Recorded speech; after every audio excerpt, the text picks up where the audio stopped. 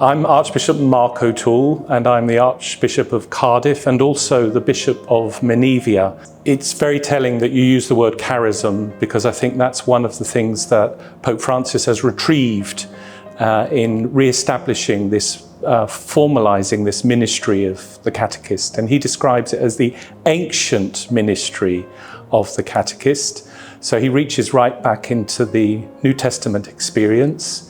In the letter to the Corinthians, in chapter 12 there, St. Paul talks about those who are teachers, and he talks about these as those who help to unify the gifts and bring forth the gifts which are present that the Holy Spirit has given for the life of the Church. And I think it has two dimensions in terms of the vocation.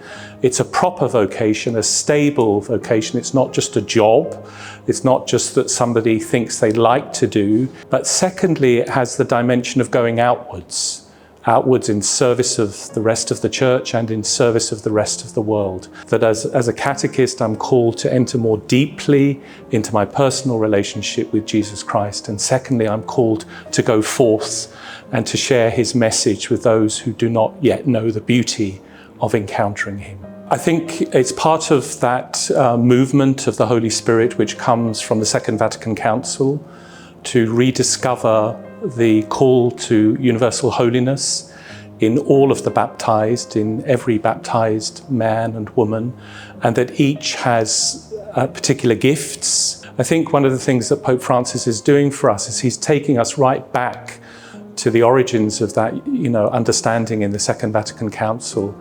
And I think he points out that context is crucial. So the ministry of the catechist will be different in the life of the Church in what we call the churches of longer standing tradition, North America, Europe, Australia, as opposed to the younger churches where catechists are understood in different ways. In the churches of the younger churches, a catechist is very often a pastoral leader. They oversee very much a Catholic community in a particular area or region, and their responsibilities are broader.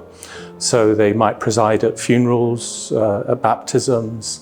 They might organize the pastoral activity in an area. They have the responsibility for also training local catechists at local level. And one's always impressed by the ministry of the catechist in those situations, in those younger churches, because in my experience, they undergo a very rigorous formation of 3 or 4 years. And so what the Holy Father is doing is he's really honoring that contribution of the life of the baptized, of laymen and women.